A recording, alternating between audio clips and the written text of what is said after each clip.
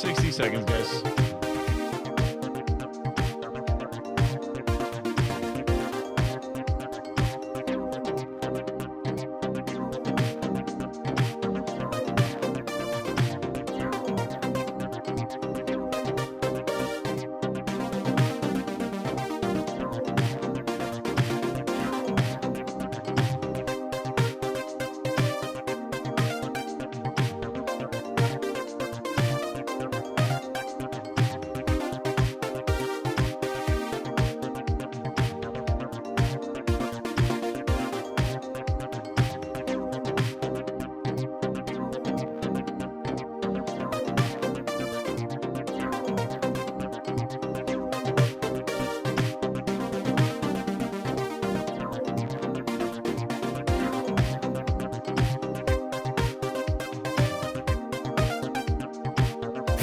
Ladies and gentlemen, can I please have your attention? And I need all of you to stop what you're doing and listen.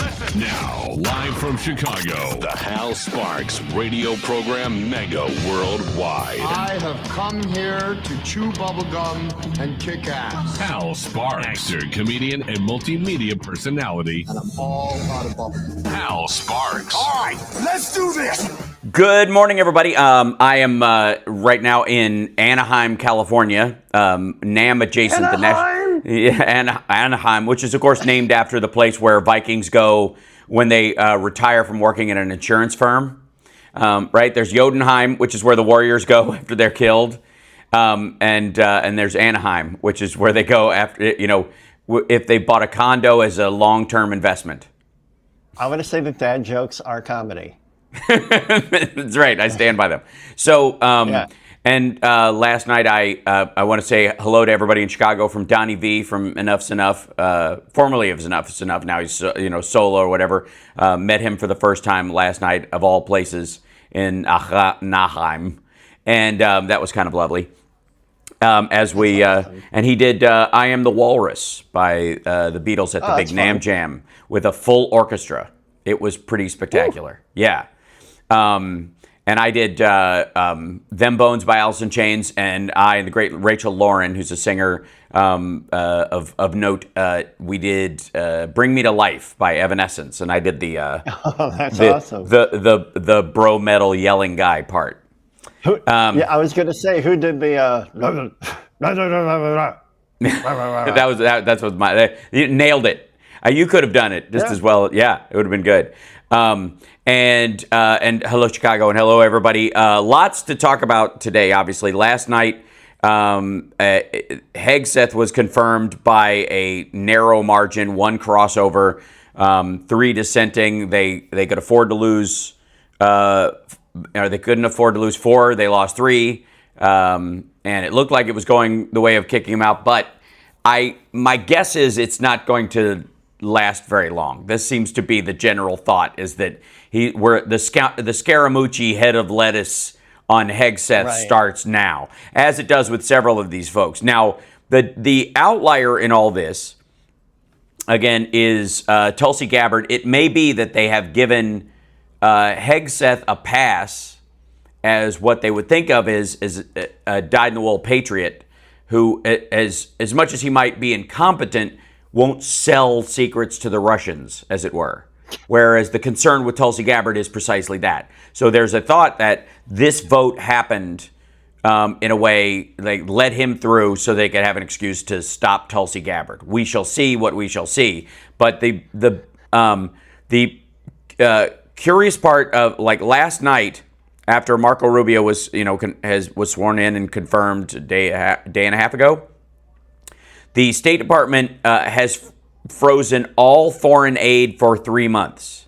They have done effectively a 90-day freeze on all foreign aid, which includes, it seems to include military aid to Ukraine, but it doesn't necessarily, because, again, the stuff that's for the next 3 months or 6 months have already been allocated, and the Congress allocates military aid. So the stuff that the State Department, I guess, would be in charge of is more like financial aid for the country itself, along with the military aid. That's usually what they're in charge of.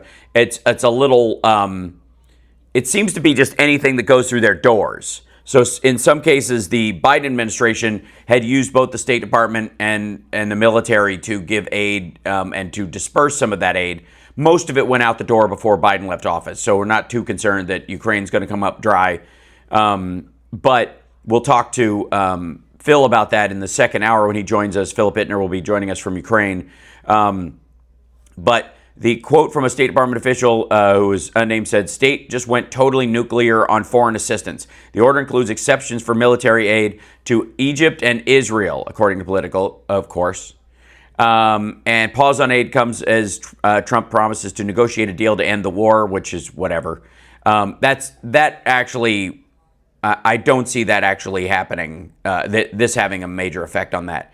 But that this is part of, we can say we tried. I think there's a big part of the strategy around the Project 2025 crowd, which are clearly behind every executive order Donald Trump is signing. Let's be abundantly clear. Nope. All the stuff about, I don't know anything about Project 2025. Nobody does. I don't know Project 25, right? That was one of his great ways of getting around it. Like, misstate the name. I don't know anything about Project 25 either. It doesn't exist. It's just nonsense. It's easy to say that. But the idea that he was somehow going to, I don't know, at some point, like Agenda 47 was his dumbed down version of Project 2025.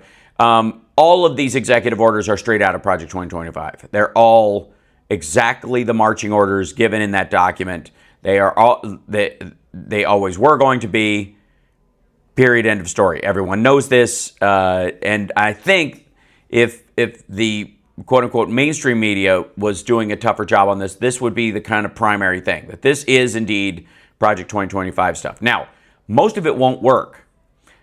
Stuff like this has been tried before, and the squeal does not come from the Democrats. The squeal comes from red states where military aid is made and shipped overseas, and the loss of jobs and money going to those states is a major part of this. Again, 90% of the aid that goes to Ukraine does not go to Ukraine. It goes to red states where they make bullets and artillery shells and javelins and tank parts and stuff like that. And so it is, in many ways, it was a giveaway. The way the Biden administration was trying to curry favor with the right flank in this country to try and get them to be more understanding of our support for Ukraine and throw them a bone to make them feel like they were participating in a way that didn't hurt them, didn't work out. Apparently, these folks do not care, and I don't know why that's a shock to anyone. But it is it's something for the memory bank in the future, if I may. And the odd part is that, Trump visited North Carolina and Los Angeles this week. Mm-hmm. And he made a big show of, they weren't going to let me go to North Carolina, but I told them we're going there first, and which is obviously claptrap. His people, apparently. He's making the same statements that Biden says about people who make the schedule for him. If you want to accomplish these things, we have to do them in this order because this has to be done first. Those folks who are, the bureaucratic assistants who make stuff actually occur. When Biden says, my people are going to yell at me if I stick out here answering questions, because you got a phone call with the head of state, and then you've got a dinner, and you've got to sign like 19 pieces of minor legislation into law by noon today. Like, that's the stuff of the presidency. It's the stuff Trump, it's almost like all these executive orders are just so he can get all of his presidenting out and he can golf the rest of the time, because he really does think he's going to be able to set this thing on autopilot, that it's just going to be awesome. And other people are in charge of awesome, and he signed all the paperwork making it awesome, so why isn't it awesome yet? And a lot of this has to do with him making, promises made, promises kept, all that kind of stuff. Most of these things that he's trying to do would require a massive piece of legislation, which he does not have the Congress and he does not have the Senate enough to do. As much as they might have a bigger lead in the Senate, the senators themselves are not on board with this agenda as much as maybe House members are, where it's a hair's breadth. So everything he's got to do will be done in the administrative state and is temporary. It is either an executive order, which is temporary, or the kind of things he's doing with the State Department, which is this 90-day hold on it so you can review. It's this is going to be his new thing, like tariffs. I think tariffs are the most beautiful word in the world. Now, a 90-day hold is going to be the new favorite phrase of his. That said, I covered his Davos, Big Brother speech, and I don't know if you saw any of that, Johnny Million, but I was dying. It was some of the funniest stuff I have ever seen in my life. And he was in a panic. You could tell he was holding on. Yeah, he was he did it virtually, and he was talking from a podium in some ante room at the White House, and he's holding onto the podium like somebody who's on a roller coaster for the first time in their life, and he's doing that side jaw like where he knows he's talking to people who know he's full of crap. That's the part he hates about being president, is that talking to his supporters and standing at a rally, they're all like buy anything. But when you're talking to a big group of people who are richer than you, smarter than you, and the elites you rail against but clamor to get the attention of all the time, they know more than you.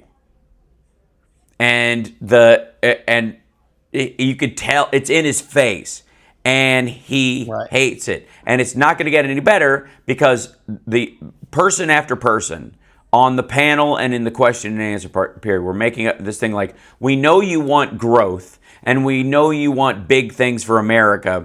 Why are you doing the opposite of that? Why are you doing things that everybody knows will do the exact opposite? And his answer for everything was, we've been treated very badly by Europe. And the EU has treated us, everyone has treated us so badly, because he thinks that because America has a deficit with these countries, a trade deficit, that means they're treating us bad. Instead of, we're the biggest country in the world, we have the biggest economy in the world, we buy goods and repurpose them and sell them to the rest of the world at a higher level than anybody. We buy mass quantities of stuff, package it here, we flavor it here and send it out elsewhere. So they are, every store has a trade deficit with their wholesale supplier. Right? Walmart has a trade deficit with China, not the other way around. And why would China buy Chinese stuff from Walmart? Why would they buy it back? Right? And so he doesn't understand that because we're the biggest economy in the world, we buy more stuff from anyone than anyone could possibly buy from us. It's that simple. And I don't know why people don't just sit there and go, do you know the difference between wholesale and retail? Because that's why. It's 100% why. Mm-hmm. It's like why rich people have fuller refrigerators than poor people do? That's why. That's why we have a trade deficit. That's with all these countries, you weirdo. We got to take a break. We'll be back right after this. It's the HAL Sparks radio program, Mega Worldwide. Now with 100% more Johnny Million and two kitties. He's got two kitties running around in the background. See if I can't grab one during the break. Oh, look. Here. I accidentally made... you made balloons. I forgot that was on there. We'll be back right after this. Hey. You want to say hi? Yeah. Oh, my goodness. Oh, my goodness. Oh, my goodness. This is Foster. Aw. Hi, Foster. Hey, buddy. He's like, I was running around. I'm wide awake. I was asleep, and now I want to run around. Hi, Foster. Pretty much. What's going on, buddy? He's purring, but he's not real happy about this. Yeah, right. Right, dude. It's a nervous purr. Yeah. I'll try for Damon later.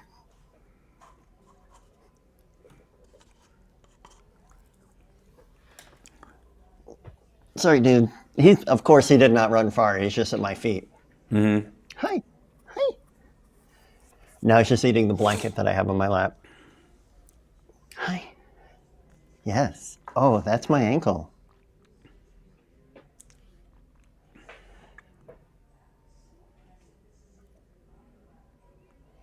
$20 seconds. 20 seconds, thank you.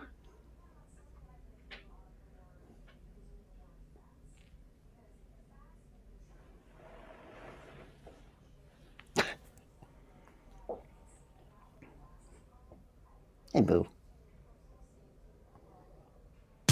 Welcome back to the HAL Sparks radio program, Mega Worldwide.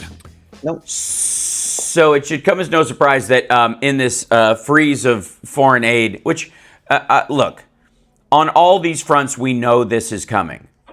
That part of what responsible people need to do is look at everything that matters in this country and in our relationship with the rest of the world, and understand that at some point, little Donnie Trump is going to come running in with an ice pick and start poking the tires, and because that's what he believed his mandate was to do.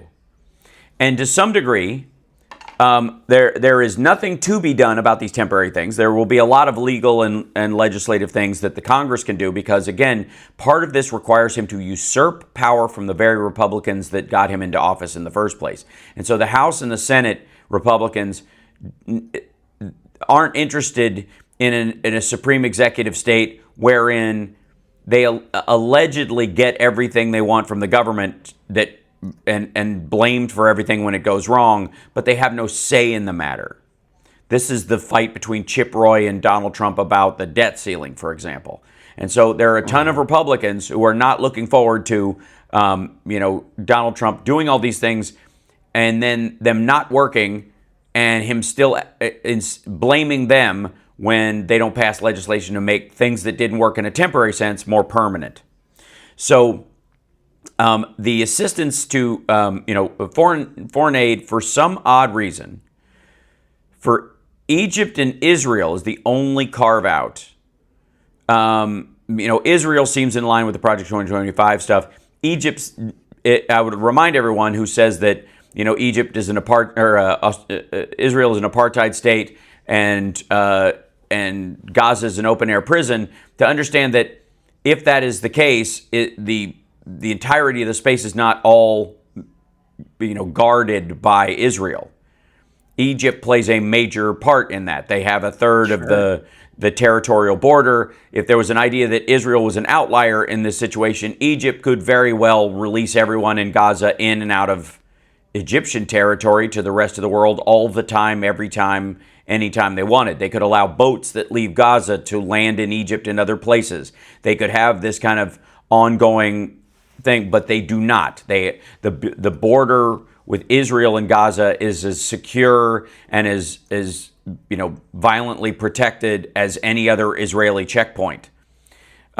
So maybe a broader conversation is to be had. I understand there are no Jews in Egypt to speak of, so that might make it not a worthwhile talking point for some of the folks that the slacktivists and progressives that we all deal with we deal with online, but understand that is an integral part of the structure of Gaza. And insofar as the hostage releases, the Israelis released a bunch of Palestinian prisoners, some of which were soldiers that had been rearrested multiple times in battle or in fighting. And insofar as I know, as of right now, the 4 female hostages that were promised have not been released. Yeah. For today, this cycle of there were a couple that were released a couple days ago, but there are 4 more that are supposed to come with this batch, and they have not moved out. Now, along with the State Department's pause on aid to all countries except Egypt and Israel is a pause on the vast majority of State Department foreign aid goes to foodstuffs and disease prevention. And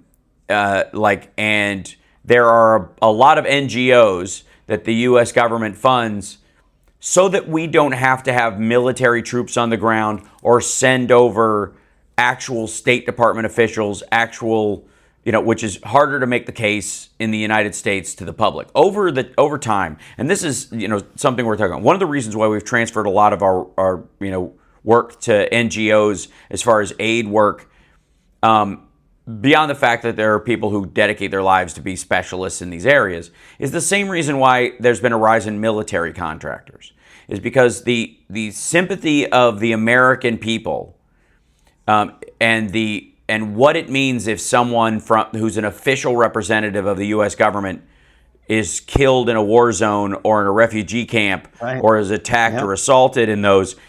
The impact and what it means in terms of international law and our military response to things, or our pulling out of aid from an area, those laws are more distinct than if it's a civilian who's working for an NGO that happens to be there. If a hiker is killed, because they hiked into Iran and a fractioned, group of Saudi sympathizing Iranian, war fighters, like those, if they end up killing them because they don't know who they are, it's a story internationally. It's a conversation. It's difficult. But if it's an official diplomat or somebody if aid workers from the United States or indeed from France or any of these other countries are killed in these processes or something, or disappeared or kidnapped or any of that, it sets into motion a much larger machine than if it's civilians who have chosen to go into a place because freedom.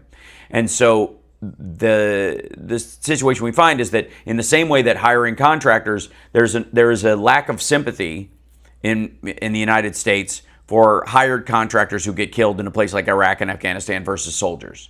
It is still a human life. A lot of times they're doing the same thing. They're just doing it because they were hired to. And so there's an automatic lack of sympathy for that person. They didn't have to go. They weren't ordered to go. They chose to go. And if that happens to you, right, that automatically tamps it down in the public's eye. And the same thing is true with NGO people. It's very sad when somebody from an organization that's working there is killed. It creates certainly an uproar in the people that care, but it doesn't trigger a military response legally, or an evacuation order, or a diplomatic row between the countries automatically. So since Vietnam, really, there's been this growth of contractors in the military sense, and parallel to that, a growth in NGOs, that instead of sending in, the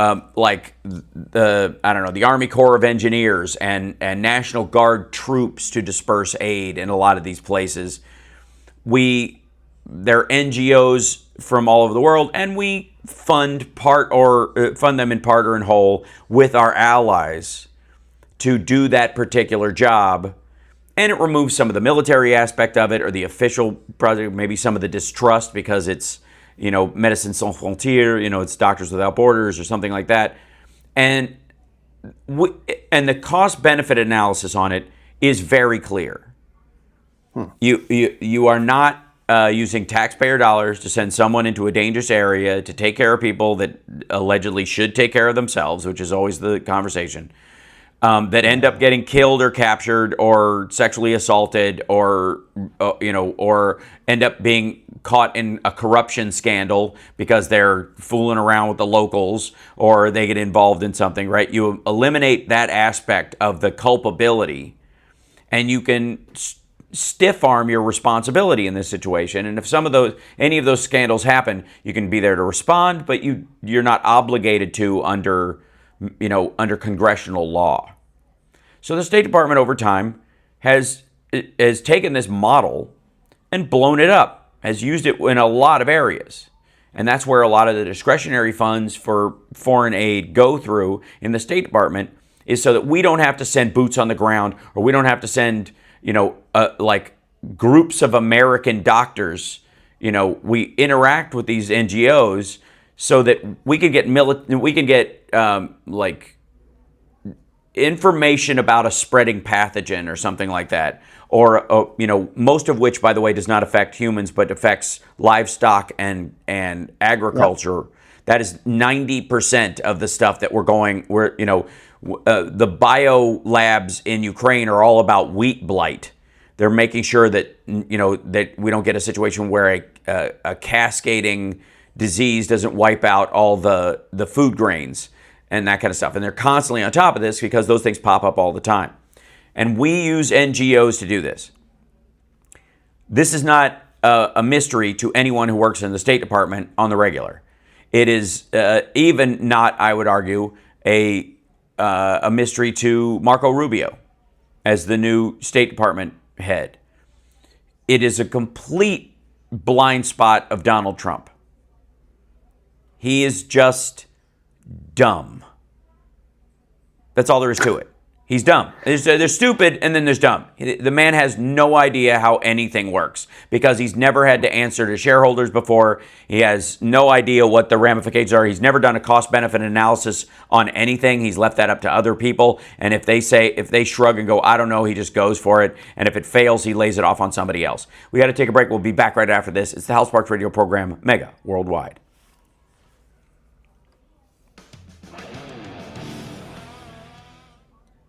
So I'm seeing some stuff in the chat that some hostages were released and Trump's already trying to take credit. Yeah, that was a couple days ago. There's supposedly they're supposed to meet these points. Now it's an ongoing thing too. So we'll see if they keep up their end.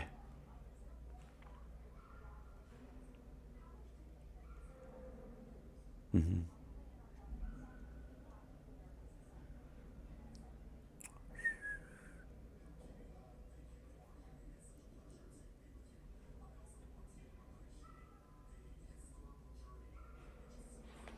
Uh-huh.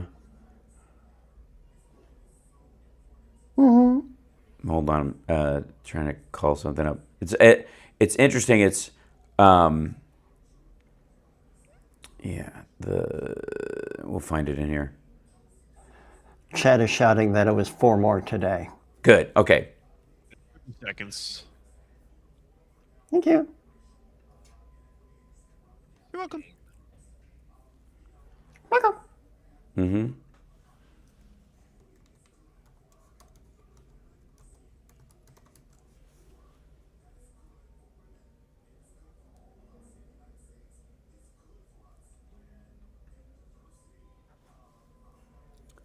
Yeah, hold on.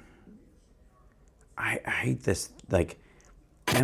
You're locked into the HAL Sparks radio program, Mega Worldwide. Yeah, so Hamas released 4 Israeli hostages in Gaza early this morning in exchange for 200 Palestinian prisoners to be released later in the day. Second release occurred as part of the ceasefire agreement that began last week.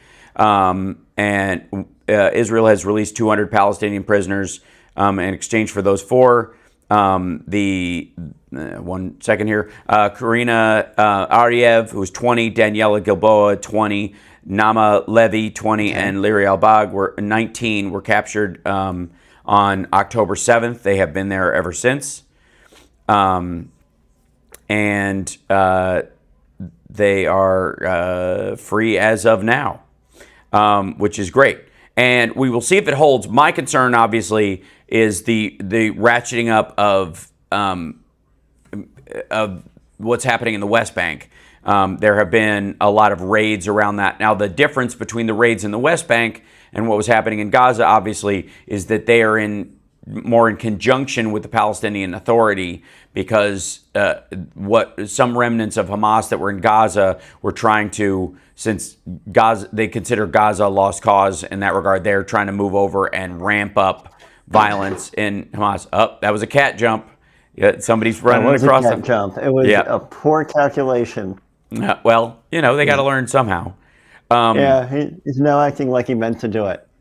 Right. Yeah, that's also the cat thing. For those of you who don't know, Johnny Million actually lost his beloved Flora recently, and now he's got 2 little cats, Foster and Damon, who are in the background learning their new environment. And he's not in about 5.5 months old, and they are 8-pound kittens. Yes. Right. So if we hear crashing noises behind him. Damage. That's what that is, right? So yeah, Mike, there's been a lot of concern about what's going on in the West Bank and whether or not the sort of increase in raids by Israeli forces will cause kind of things to collapse. The difference is, again, Hamas is basically dethroned in Gaza for all practical purposes. The issue being that if you release a certain number of people that were captured and they are still Hamas sympathizers, do they reconstitute using the soldiers that were released? Because there's hundreds of them. So it doesn't take many for this kind of a force. They don't need thousands. And so that's the part that everybody's kind of in a wait and see holding pattern about. But the West Bank stuff seems to be in coordination with the Palestinian Authority to some degree, whether they're looking the other way or they're kind of allowing for a certain amount of it, because they know that that's a threat to their authority in the West Bank. And there's been relative stability, certainly compared to Gaza. So we shall see, fingers crossed. Hopefully, the State Department under Biden worked on it for months and months and months. The reason Trump is taking credit is because he issued some sort of gnarly threat that all hell would break out, which it does not. It breaks loose, as any Kiss fan who has the album Lick It Up will tell you. All hell does not break out; it breaks loose. And anyways, the reason he said that initially was so that he could take credit for this deal that they were being kept abreast of by the Biden administration. The Biden administration and the State Department under Blinken were constantly in contact with the Trump transition, saying, "Here's what we're doing. Here's where it's going. We've met these points. We're gonna get this signed. It's gonna happen." And we've been working for this for a while. And so all Donald Trump had to do was say something that allowed him to take credit for it. And that was that. So he did. That said, if it falls apart, obviously it will be Biden's fault. You know what? Why stop at Biden? Why not go all the way back to Obama or something like that? Easy. Yeah. Again, a holding pattern in that regard. The issue that we have with the State Department and foreign aid is that, and sort of the under the radar thing that goes on, is that any functional State Department and the administration goes about having conversations, especially during budgetary talks, with the House and the Senate about foreign aid allocated to certain places. That they go, okay, this place, for example, Kamala Harris was not the border czar. She was in charge of mitigating the tide of migrants that was coming from certain countries at the country at large. So she was flying down and speaking to, on the regular, South American countries, Guatemala, Honduras, Venezuela, and others, and in constant contact with their leaders about mitigating the number of people who were starting to march. And if you'll notice, the number of the quote-unquote caravans dropped off precipitously because of that. And part of that was because of foreign aid. Carrot and stick, right? You have to have both. So what effectively... The Trump administration has decided to run on all stick, right? This is the theory that they're going with. We don't need anybody, all stick. That's what this is. Now, it will come as no surprise that, especially when it comes to countries that you rely on for stuff that you don't realize you rely on them for stuff, whether it's avocados or grain or soybeans being sold to someone else versus sold to you, and that the tacit balance between whether the beef goes to your country or another country because foreign aid buys you some favorability to the government overall and allows you to get foodstuffs from them and the like.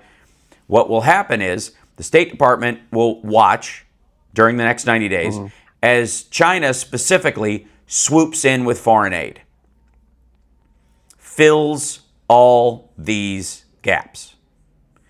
It's not an if, it's a when, and it's basically already started. Like the minute they announced this, I guarantee the phones in all of these countries started ringing off the hook, and Belt and Road starts getting the biggest pitch it has gotten in a decade to all these countries. The Belt and Road Initiative from China, which is this idea that they are creating a sort of transportation.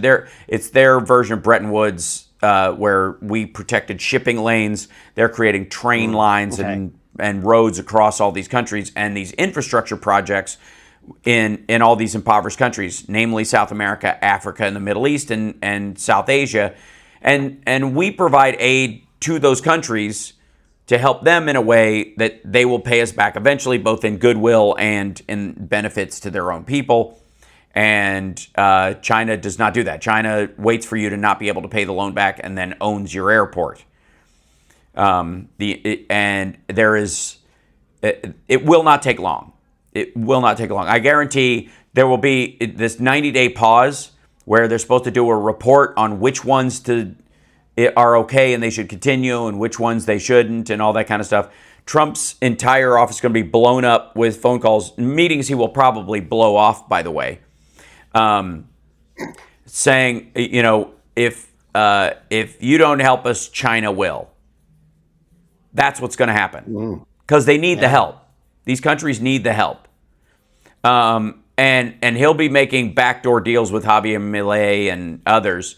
And that, those are the ones that will know that they're going to get. He's going to throw Milei a bone at the end of this, which will be at the expense of 3 other countries where we will stop foreign aid, where we had real normalized relations.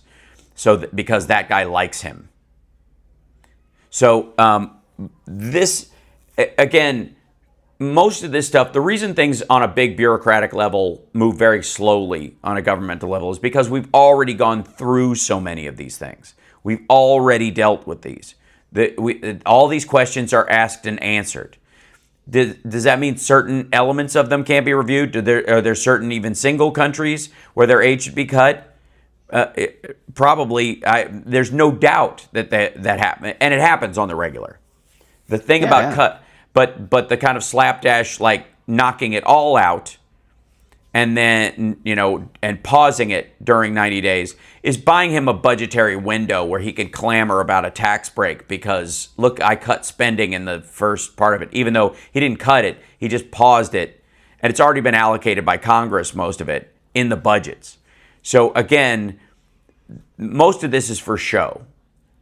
Most of this is for his voters and this whole oh my God, he's doing all of it, right? Because he promised so many big things, he's got to at least make noise about fulfilling these promises in a big way. The problem with these is that the stroke of the pen fallacy is real.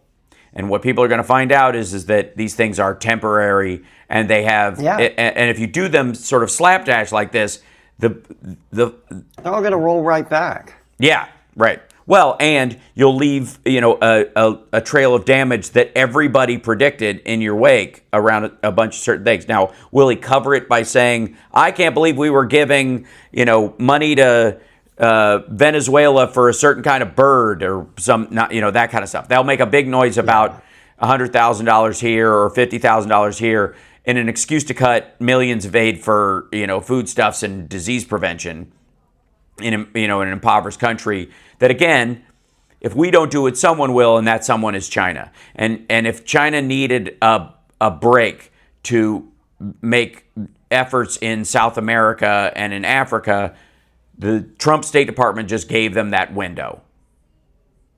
Now, Biden has put them on their heels so much that it's arguable that they don't have that much to give. But since they can devalue or create value in their currency all they want, it doesn't really matter. They can just create money out of nowhere and throw a bunch of consumer goods at these countries and go, look at all this cheap stuff. Here you go. This will raise the standard of living for your people about 15%. And that's way better than anything they've been through, in the recent unpleasantness. So you can count on us where you can't count on them. Again, most of the time, the reason people get frustrated with government is the same reason they get frustrated with big corporations. It's because after years of being scammed or people finding loopholes to steal money from governments or organizations, they put a lot of barriers in place. Things you used to have a signature for now have to be done in duplicate. Then they have to be done in triplicate. And then one of the triplicates has to be filed in a folder. Well, they didn't just dream that up from scratch. They didn't just come up with... Because somebody at some point, there were questions that needed to be answered. Every rule is a reaction. Right. I used to talk about how, like, when I bought a new microwave, when I moved out to LA and I had my first apartment and I bought a microwave, this was my thing. And in the microwave manual was a little yellow piece of paper, an addendum piece of paper. And it said, do not use to dry pets. It wasn't in the original. It wasn't in the original manual. But they had added. Why was that added, do you think? Well, I think because some old lady, was living at home and she didn't have a stove, and her son, couldn't afford a place for mom, and he's like, "We got you a microwave, mom, and you can use this you can heat up your tea in this thing, and it's a lot safer, and you can't leave it on, like the gas stove. It's much better. You won't burn yourself. It's in there." And unfortunately, she had a little tiny dog that was her favorite pet, and its name was Popcorn. Yeah. And there's a popcorn button. Yeah. So, and it got wet. It goes outside. She used to do a thing with the oven where she would, it'd get wet. She'd open the oven, set it on warm, put a little towel in there, and it would jump up in there, and everybody was afraid she'd set a fire. But this worked for years. She'd done it since she was a kid. And then all of a sudden, it's just like a stove, Ma. Boom. And but again, nobody, like, it seems ridiculous after the fact, but it had happened enough. Yep. That they had to go, like, and somebody was going to sue them because how could you guys not tell us you can't warm your pets in a microwave, right? How was I supposed to know? And in some court somewhere, they could win. Yeah. That's why. So, every piece of, like, bureaucracy that we have. And again, that's why we review rules and regulations, is because some just get out over their skis, or it's overreach and they become unnecessary, or they time out. You don't need, I'm guessing the FCC doesn't need too many rules on 14.4 baud modems, you know what I mean, anymore, right? So you can eliminate the regulations around 14.4 baud modems, except, like where they can place because of interference, right? If they're just noisy electronics, Exactly, yeah. So like this idea that, like, you get points for just repealing regulations, when indeed everything that Robert F. Kennedy Jr. is planning to do with healthcare is all going to be regulations. It's all regulations, folks. There's not going to be any... I thought we didn't like regulations. No, we don't like them. We got to take a break. We'll be back right after this. It's the HAL Sparks radio program, Mega Worldwide. It's a podcast, the HAL Sparks podcast, Mega Worldwide. You should subscribe. And because that also turns the regular streaming show, into an audio podcast for you as well. And that's that. We'll be back.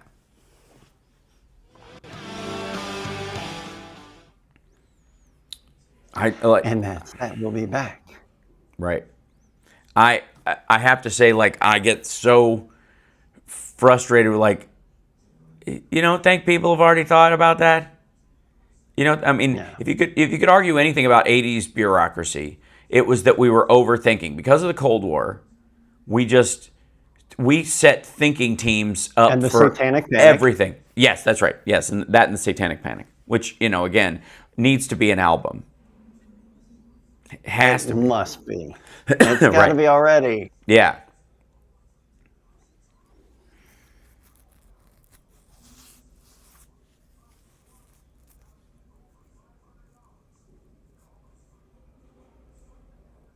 Yeah.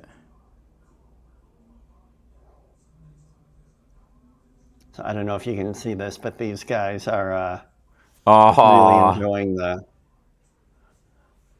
best seat in the house. I'm going to kill that bird. I'm going to kill that bird. I'm going to kill that bird. Yeah. Yeah. And we got a bird feeder right there. We're back in 20. And one of those heated water dishes. It's like, it looks like it's a big fake rock thing that's about the size of a basketball around, and fill that up with water that never freezes. Birds and squirrels and rabbits all come and drink from it. Oh. You're a regular Dr. Doolittle, sir. You're locked into the HAL Sparks radio program, Mega Worldwide. So, just in case you were wondering, or anybody was kind of floating around, this or trying to name it, Donald Trump's meme coin is a bribery scandal waiting to happen, and it's never going to happen while he's alive or in office. But effectively, what he's just going to do is get paid via this meme coin to the tune of hundreds of millions of dollars by anybody that likes what he's doing. And let me be abundantly clear. The Chinese are dumping tons of money into this thing because they want him to think he's doing the right thing even when he's screwing up. Because here's the thing. You don't have to agree with what he's doing being helpful or good. You just want to encourage it, right? So if it's not like you're paying him for juggling lessons. It's just that you want him to keep juggling machetes and chainsaws. And so he reaches for the machetes and you're like, oh yeah, bro. And so they just chuck cash his way. If you're good at it. And he's gonna do it. And now there are, I am not downplaying the people that are going to be damaged by this. And like I said, blue states especially are going to have to make up for and mitigate for the damage that he's doing. Because, again, California, for example, 7th largest economy in the world. After obviously we could probably drop down to 8 as he's helping a couple of other countries over the United States gain ground. And he certainly wants Russia back, to, be headed towards the top somehow, which is not going to happen.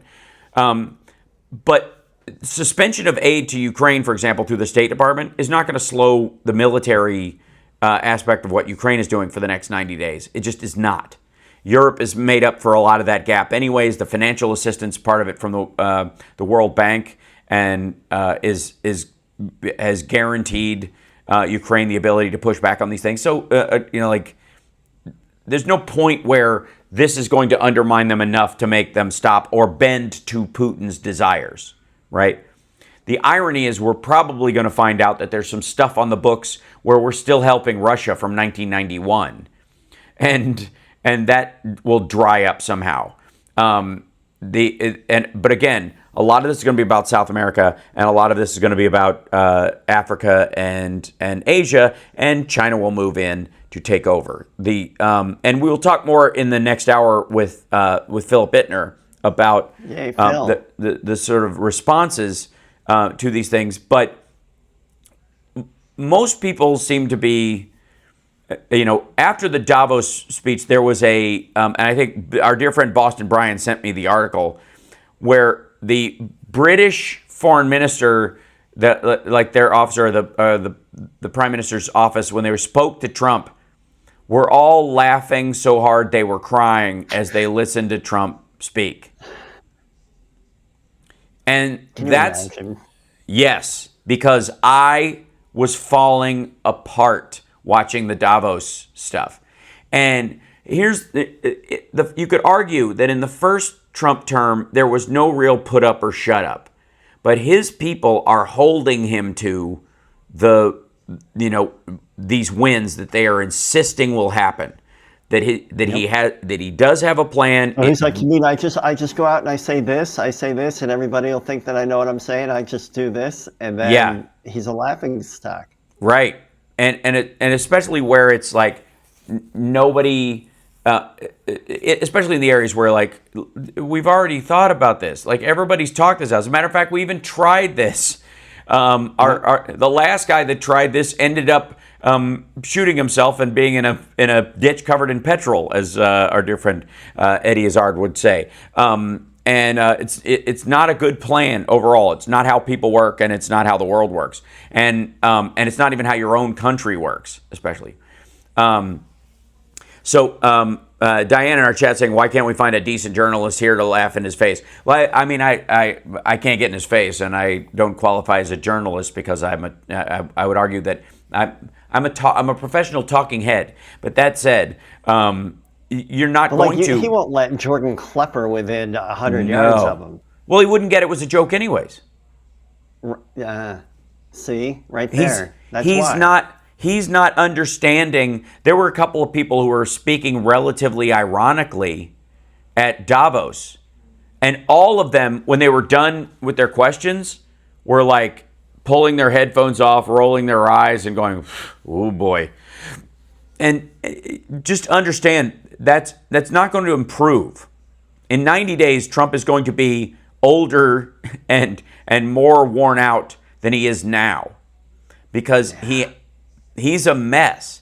And if Marco Rubio or anybody comes back, like if Hegseth comes back to him and says, yeah, the Ukrainians aren't going to buy this, they're just going to keep fighting, and the Russians can't take it, so they're just going to throw everything they can against it, but they're just basically boiling down to nothing. But they're, Putin's committed to this, and there's no way to talk him out of it. What's Trump going to do? Fire Hegseth? Yell at him a bunch? Start talking about tariffs and what a beautiful word it is? Like, what are we going to tariff from Russia? Borscht? Cabbage? Vodka? We already do. Like, there's already all these limitations on them. And again, the only benefit he can do is the promise to remove them. But the removal of them will not be enough to salvage Russia's economy. Removing the sanctions now would not fix it, because nobody wants to be back in business with them. You lift the sanctions on Russian oil all of a sudden, the Europeans aren't going to buy from them at the level that they were. They've already found other sources, and they're going to keep at it. And the United States wants to be that source. So if Trump wants to sell all this new oil he's drill baby drilling, he's got it. If Russia comes back online, that eats up a chunk of the market. Where's it going to go? It's just drill baby drilling. Right. He's the dumber mailer Sarah Palin. Mailer. Yeah. Well, she's she's a little. Apparently, she's not afraid to put her husband in a headlock. So I feel like there's some wiggle room there. But for real, like that's what the biggest Davos question that they had for him was like, if you say you want growth, you say you want all these things, why are you doing the opposite? And he's going to just go by what the stock market does. He pretends that it is for growth because somebody else told him. He doesn't know. Yeah, no. And if I may, as of I want to say January 2nd, the stock market, for the first time ever, has the stocks that are purchased are bought 51% through foreign sources, routing through foreign sources. That's a new shift. When Trump and all this crowd talks about like the growth of the stock market as a measure of American prosperity, on the one hand, that's where American companies are traded, but it's also where like authorized companies are traded that are in foreign countries. So there are foreign countries that have businesses that have earned the right to trade on the Dow. And so the stock market goes up based on foreign companies as well. But a lot of the investors, there's nothing about investing in a stock that says you have to be an American. There are only limitations in certain countries about being able to invest in stocks at all. Like in China, for example, you can't buy stocks. You can only buy real estate, which is why they have a real estate crash.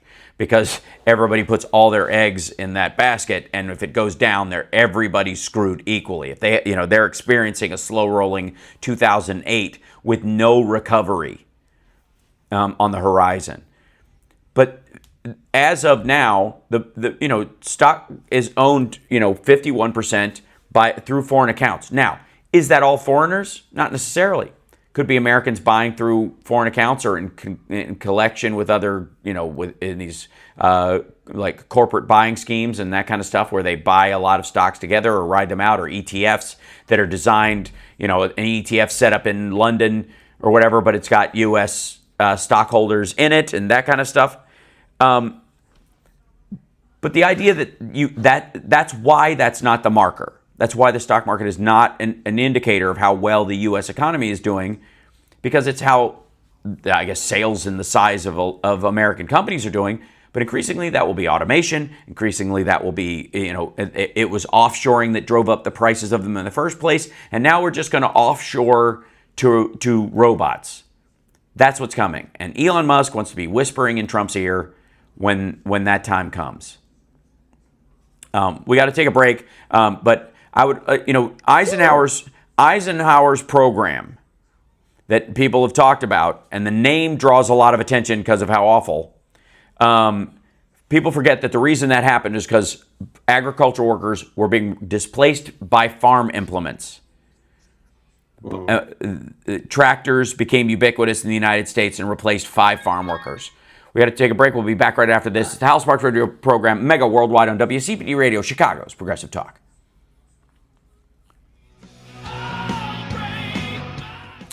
And hold on, there, preview mode. We'll go to. All right, I got to figure out where Foster is. Uh-oh. You're supposed to be watching them. Yeah. Oh, there he is. He's asleep on the chair right down here. Hey, buddy. Yeah. Oh, here we go. And then, I've got to do the. Edit this guy. Whoops. Nope. I'm going to mute myself and be right back. Sure. And I see Phil. We'll get him in just a second. Go this guy. Okay. And, yep. And Phil, you can hear us okay? Okay. Oh, yeah, give me 1 second. I'm going to bring you in now just to have you in there. Hello. There you are, sir. Hi. That's dark. Yes. Your vision in blue. There you go. That's too much. Boost that. No. Oh, you back it down a little bit. It was nice. Yeah, that was good. Yeah, that's good. Almost. And it's going all the way How's down. that? A little bit higher would be higher. That's a little too dark. Yeah. A little bit up, then we're good. Yeah, there you go. Perfect. There we go. That's Hiya. So, hello. Hiya. And I'm sure you heard about the freeze in aid from the State Department to everybody except Egypt and Israel. Well, have we had clarification on whether or not that includes weaponry and security It does not. spending? Because but I had lunch with a guy who works for USAID. Yeah. On the air, I'll say that slightly differently because I don't want to out him. Right. And they've been told at all organs of State Department. Yeah. To don't spend money because we don't know when we're getting more. Yeah. Right. If at all.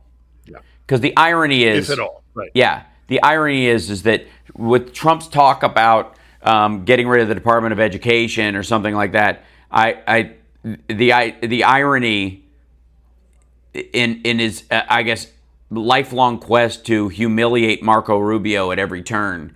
I wouldn't rule out him trying to minimize the Department of State to almost nothing, or start talking about getting rid of it entirely. Like, why are we talking to these people? Like, he's that dumb right now. He's that far gone. I mean, and at a certain point, if you're going through hell, keep going with Trump. And like, the more like off the leash he feels, the dumber his suggestions get. And like I said, he was laughed at at Davos. Yes. And I mean, Hexit is going to be terrible. Yeah. You cannot get rid of the State Department. No country on the planet doesn't have an organ of their government that communicates with other governments. It's just. Oh yeah, no. The longer this goes on, the more I think he is doing what Bannon said they would do, and that is to baffle them with BS. Yes. Just absolutely upset the apple cart, and whether or not any of it is realistic to be done, or whether or not he's going to rob us blind while we're distracted with everything else. Well, Well, back in 20. Thank you. Here's the fun part, and this is the outlier in terms of this, is that Trump's problem was that he was always financially on the hook to some pretty gnarly people. And just this meme coining alone would have zeroed out his debts. So at this point now, he doesn't, the idea that Putin's his handler anymore, unless it's blackmail, he doesn't need it anymore. Oh. You're listening to the HAL SPARKS radio program, Mega Worldwide. I've had people walk out of me before, but not when I was being so charming. Video streaming at halsparks.com. I don't care for you if the putrid sludge you're troweling out. Puss-faced little pimp stick. True progressive talk. Might be a good time for you guys to give up. On the one, by the way, welcome back to the show. Philip Ittner joining us from Kiev, and we can see behind him that he has power. He's host of On the Edge, his podcast and show that he does from Kiev. And there's so much to talk about. I think the one thing we were chatting about during the break was, of course, the effect that the State Department freeze on aid will have on Ukraine. I don't see it having much, obviously, and 90 days isn't going to do it. I would argue that the countries that are more in danger are those that require foodstuffs and medical aid, and that stuff is always being re-upped within a quarterly, period. And so if some shipments had been missed and there isn't, grains and rice and stuff like that being sent out, there are areas that are going to be in big trouble if we were helping them, or they're going to have to find another source. Yeah. Well, I had lunch today with somebody who works for one of the various organizations and subdivisions of state. And the what he told me is they've been given instructions to don't spend unless you absolutely 100% have to, because we don't know when more money will be coming. So they're not panicked about it. This kind of thing has happened before. Yeah. This is a little bit weird in that he's doing it all at once, all around the globe. But everybody who's ever worked for a government organization has gone through a situation where funding has been called into question or frozen. So they're not freaking out, but they're not able to do their jobs fully. And state does a lot of good things here with the money. I mean, whether or not it is, supporting the electrical grid. Now, does that fall under military or strategic spending, military spending? I don't think it does. I think it is State Department. Certainly from what I've seen, it tends to be part. So what happens if we have another massive attack on the electrical grid? Will that spending be, released? They also are supporting, people who work in a variety of different civil society issues, whether it's like finding homes for internally displaced people, or making sure that the elderly can be evacuated from places that may be soon coming under Russian fire. These are the things we don't necessarily think about, but they do come into play down the line. And, it may not be going to soldiers, it may not be going to the actual conflict, but it's going to have real life repercussions if they on civilians have to start skimming off some of these on civilians on some of these vital programs that we support. And again, this is all over. I mean, you can imagine what little impact we're having in, say, Sudan and the conflict there. That's gone. The UN pulled out of the their democracy rule there over a year ago now, and without that secondary help. And again, China will roll in there and offer money, and Russia can roll in there and offer force to a lot of these places where there's a vacuum. Where the State Department has used foreign aid as a way of as the better of two roads. Yeah, but also as as to say, there are less strings attached to this, If you side with us and it's just trade and stuff, then there are with the Russians or the Chinese, and they'll end up killing you. They may come in here and flood the zone quicker than we do. They might, but that's what we let you be you. The State Department has made a big point of that, and that's why it was done through the State Department instead of through military aid or through CIA drops and stuff like that, like it was done in the 60s and 70s. It's increasingly become valuable. Now, Trump also fired all but one of the inspectors general last night. He let all of them go. The only one he kept was the Veterans Administration, because I think he doesn't know that person isn't a vet. Right, like it's hard to understand. Like it seems like, because I don't think he wants people watching his spending anywhere, at all. He wants. I think Vindman and the other people who were keeping an eye on what's being said. He just doesn't want anybody looking over his shoulder in any of these circumstances. He's just going to make it harder. You attack the press. You attack Congress that for even looking into what you're doing. You get rid of the inspectors general. And then it makes it way harder to find you guilty of the stuff that you're doing that's illegal. It's just harder. There's no evidence. It's a lesson he learned from the first Trump administration. Exactly. Or the people around him did. Again, I think what he learned was fire everybody. And the people around him were like, well, let this person stand. But everybody else is, if they're not on the team, they got to go. And again, this is the administration. And as dumb and ham-handed and awkward and gross as all this stuff is, it is the prerogative of every administration. Just other administrations they don't get rid of these things in whole cloth. They swap out people, there's a mix and match. But Trump is letting people go in this process that are on his side. Like he doesn't know. It's just the name alone, the job description, that's what drives him crazy. And what's the problem is that you're going to have a graft scandal around one of these things where somebody, not him, is running off with money or misappropriating stuff or any of that, and there's no inspector general to check.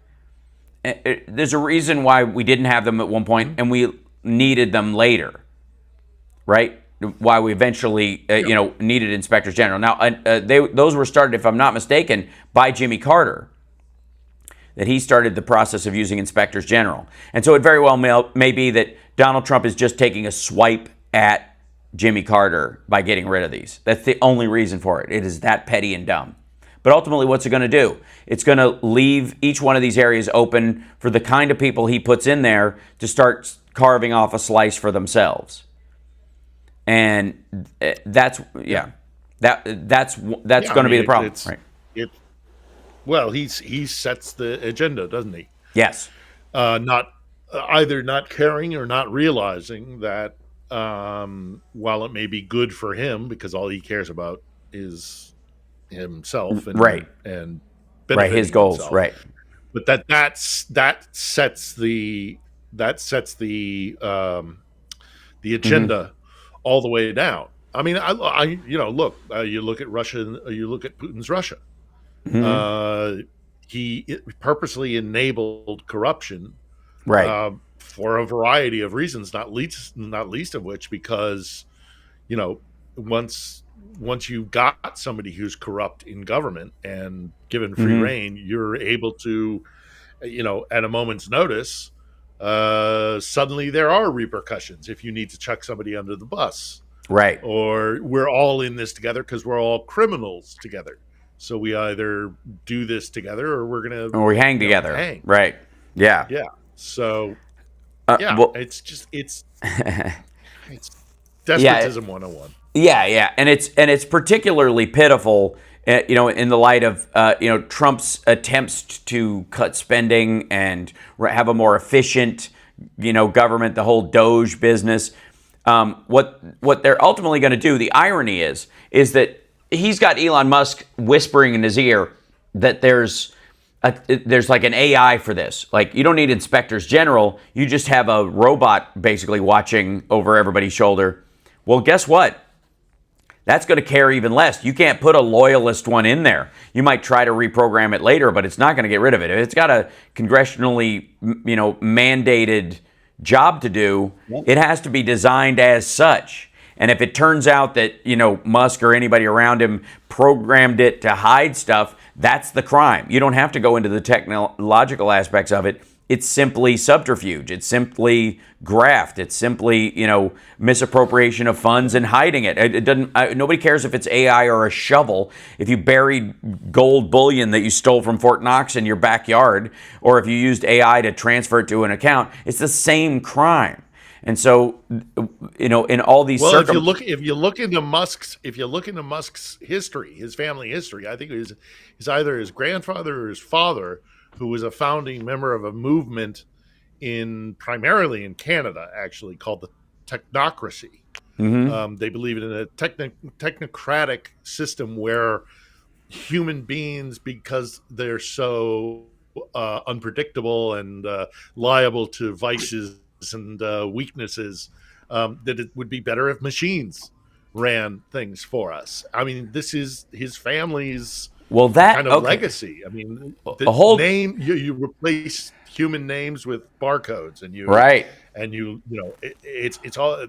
He names his kid X and that kind of stuff. I mean, this is some deep-seated stuff when it comes to Musk. So. Yeah, it's a cult, not unlike what Tulsi Gabbard is in. Hold that thought, because I want to discuss that on the other side of this, because that is part of that fight between the Bannonites and Musk himself, and ultimately Trump. Does he even have the mental capacity to understand that he's in the middle of this fight between those two ideologies?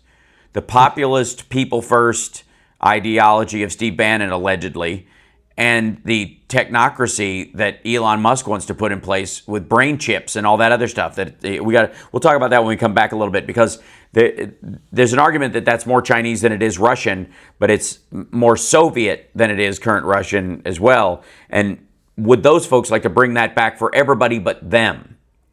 We'll be back right after this. It's the HAL Sparks Radio program, Mega Worldwide.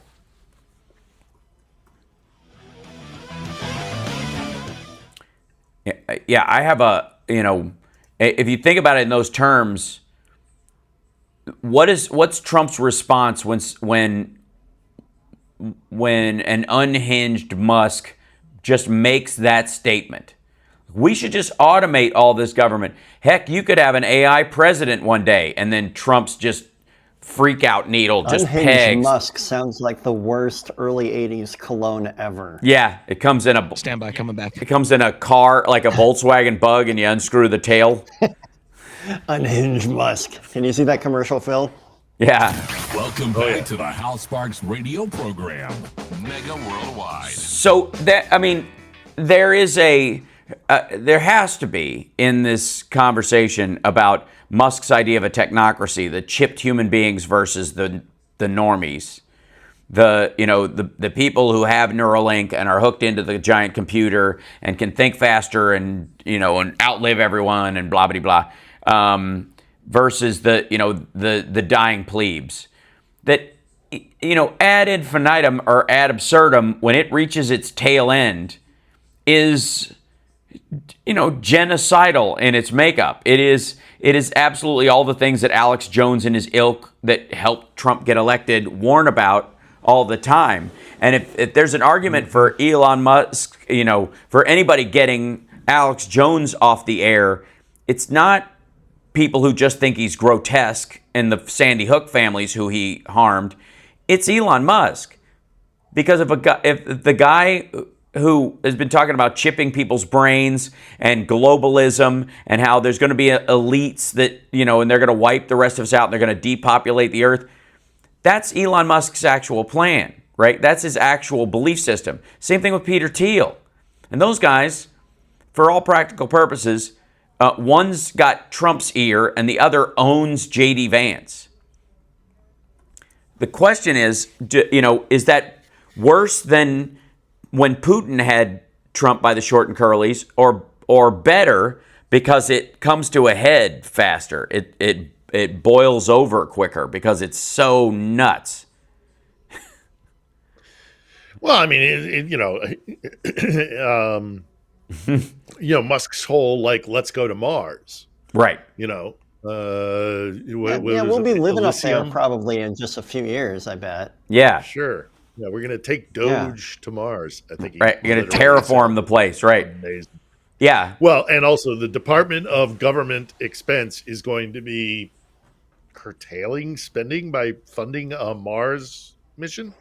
Oh yeah, well that's the other. But yeah. it's the reason I think one of the primary motivations for his obsession with Mars is so that the plebs and we can, as it's Blade Runner, Blade Runner, the original Blade Runner movie, Ridley Scott's masterpiece.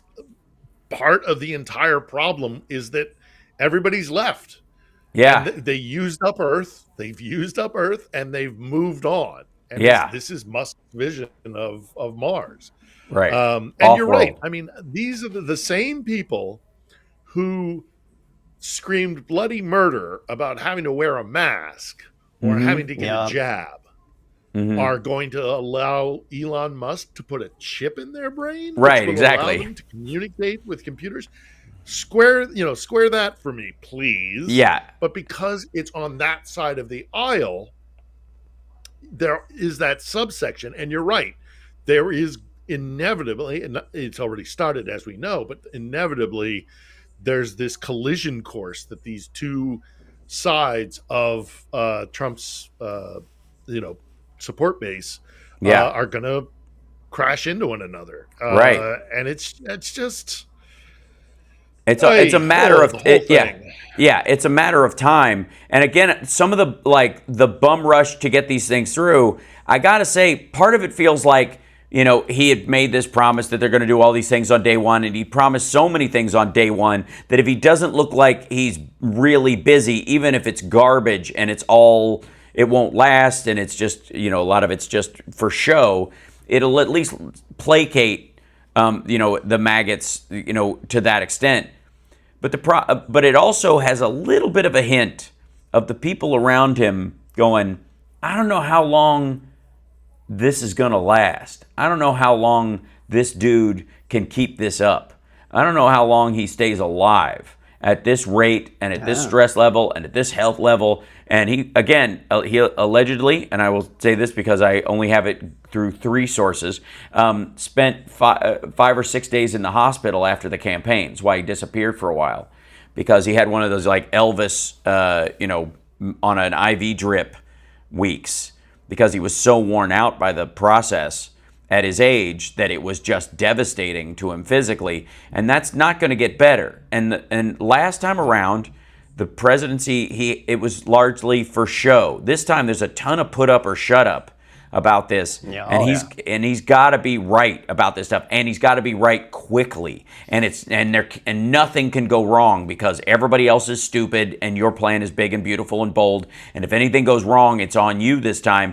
He could try and blame Dems or some minefield left for him by Biden or something, but it will only go so far because you didn't sell it as unless they left me a minefield, in which case I will have trouble. It was all, this is so easy to do, and we could get it done so quickly, and we're going to turn around so good. We're going to turn this whole thing around. Well, if you turn the economy around, you take us back to what? COVID? We have great unemployment. We have rising wages. Again, stock market not being an indicator, but people's 401ks were growing if they were invested in stuff. If you turn that around, Marianne Williamson kept saying this, we need to do a 180. Well, if you do a 180, then the country goes back to what, a $5 trillion GDP and as far as a net worth and its place in the world. Like, what are you talking about? It does beg the question of who is. So look, who is going to be the gray cardinal? There's going to be one. There has been for a long time, but even progressively getting more and more, disabled, somebody is going to have to actually be, propping him up, Weekend at Bernie's style, and being that gray cardinal. And again, as it gets worse and worse for the figurehead, Donald Trump, those gray cardinals are going to be, I mean, I never thought I would see it. I really didn't think I was going to see it in America, that we would have a system like the Russian czars did, where the boyars, the aristocrats who kind of circle within the court, are always jockeying for position with one another, with the anticipation of being the power behind the throne, or eventually putting in power somebody who is directly connected to your house or to your interests. And in essence, we're there. We're there. There's court intrigue. This is almost like an aristocratic royal system. You know, and well, I didn't think I would see it. Well, and again, there are parallels and there are differences, obviously, because the House and the Senate still do have a certain amount of power, and what we're seeing is this kind of administrative bubble, what power the president does have and what limits on that power do exist. And they've been testing it forever. Bill Barr, the reason he was brought back by Trump in the first place was because his whole goal has been to eliminate the guardrails on the presidency, because his belief is that Congress and Senate slows everything down, and if we could just elect a Republican president and they could just do everything, we could fix it. And that's why he protected Trump 100%. His legacy doesn't matter, none of that stuff matters. It was why he allowed Trump to do what he did while he was president, because since when he worked for H.W. Bush, they have been pushing this idea of the supreme executive power of the administrative state in the United States. Legally, they have not been able to do that, and they're still stymied by the House and the Senate. That's why and it's almost caused, you could say, the almost hair's breadth break in the House and Senate. Why there's that wedge? Because the process of getting a supreme executive administrator in there has created more power in the House and the Senate, so people have paid more attention to who their congressperson is, and it's become more divided because the extremities are battling one another on the floor of the House in a way that they never did. So like the yelling in Parliament. But Trump himself is, we've always had Rasputins whispering in the ear of people, and there's always been, the gray bishop, like you said, somebody, controlling this, but there's an element of how much they can do before they overstep, how much Musk can try to pull off before Trump tires of him or thinks he's trying to take his power from him. And it's, again, that we've already seen some of that happening. He is absolutely convinced by the people around him that at least, the Bannon's sort of been banished. But he's convinced that this is happening, that the supreme executive state means the rich upper class, the elites will control the president. The president will singularly be able to bypass Congress. This is the electoral college of billionaires that they are putting in place in the administrative state. Yeah. That is what this is, and there is no way that that Donald Trump his ego is going to come up against Elon Musk's genuine belief that he is effectively the pseudo-president. It's already happening. And we don't have that necessarily with Xi Jinping, because Xi Jinping kills everyone. And same thing with Vladimir Putin.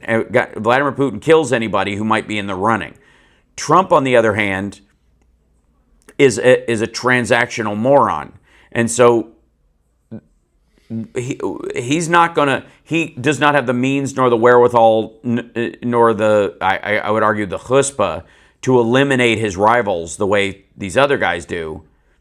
He's much more apt to do small attacks on petty grievances he has with Rachel Maddow than he is to go after the people who are actually nipping at his heels, who are actually subverting him because they're just feeding him sweets and telling him to go to sleep. Like he's just too susceptible to that stuff. The issue is Russia in this situation. Obviously, the 24 hours have passed.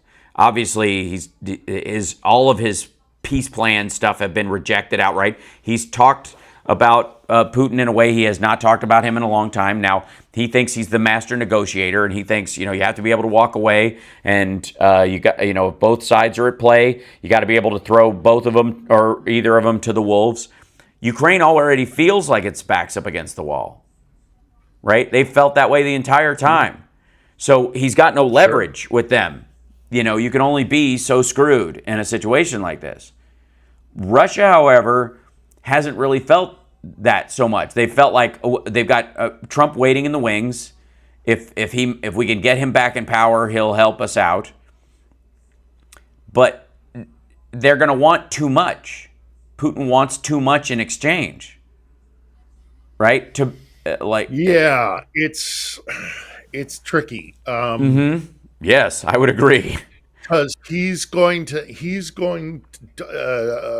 is going to be looking for something that he can take back to the Russian people and say it was all worth it. Yeah.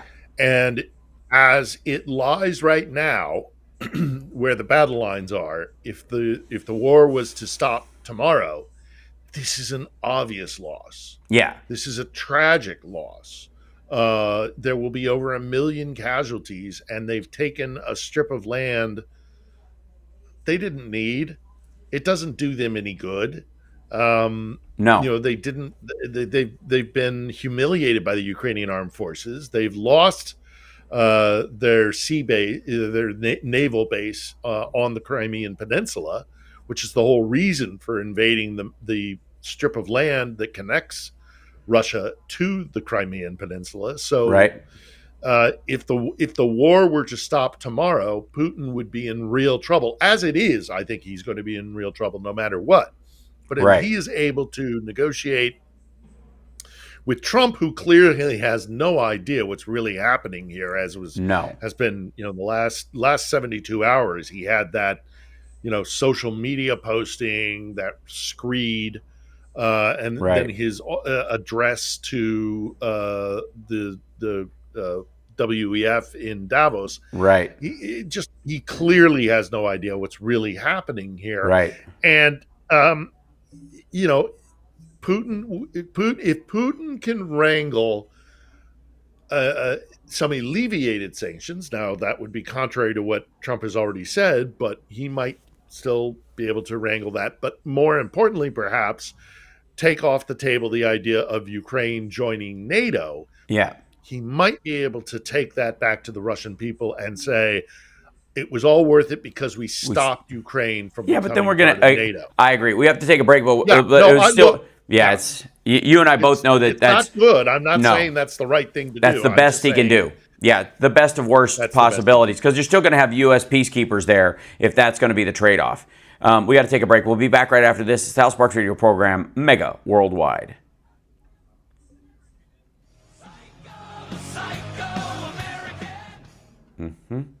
So yeah, he's not getting U.S. peacekeepers are not coming here. No, that was Zelensky's 200,000 peacekeeper, and you know, a large contingent of them being U.S.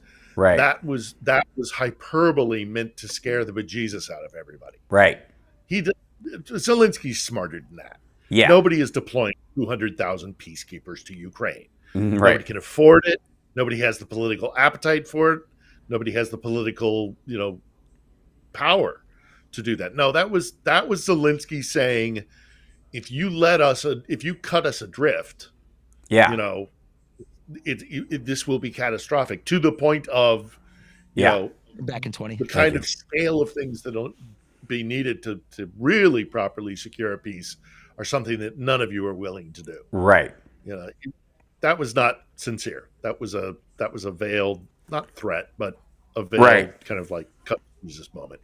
Well, welcome back to the HAL Sparks Radio program, Mega Worldwide.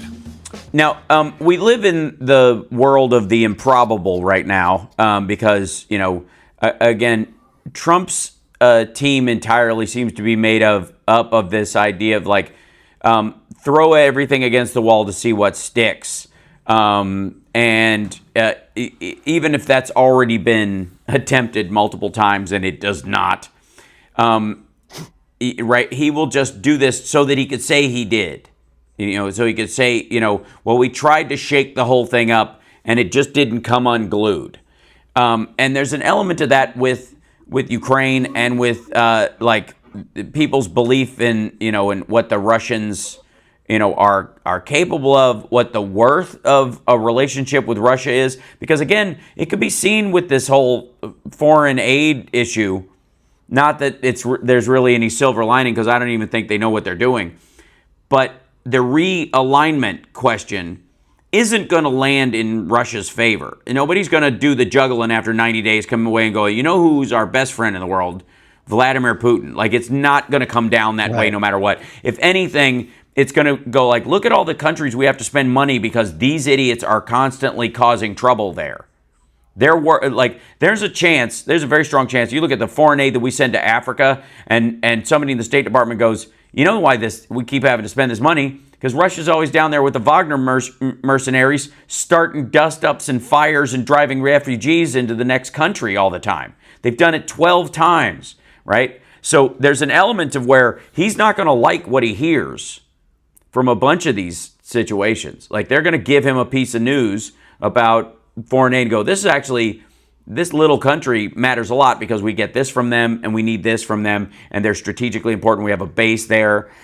How many of these State Department, the funding that he's pulled, how many of these places do we give foreign aid to because we want to make sure the area surrounding our base is relatively stable because we have a shipping lane that we protect? Those kind of things. And freezing all of it as a blanket, that sounds like a moron at work. It sounds like showboating. And it also sounds like BS. It sounds like in 2 weeks, they're going to start, before the report even comes out, it says within 180 days. Well, I bet you there's going to be a bunch of reports coming to his desk by the end of the week because Republicans in the Senate are going to be screaming about stuff. And again, Ukraine aid and the relationship with Europe and all that kind of stuff, I know Biden sent a bunch of stuff before he left and set in place a bunch of shipments that are going to continue. And this might be them trying to hamstring it so they have some way of scaring the Ukrainians. I just don't see it working. There's no impetus for it to work. They were already on the downhill from this nonsense in the beginning, right? So how is this any different? They still have to fight for their freedom. They're still fighting for something and against something real. The Russians are not.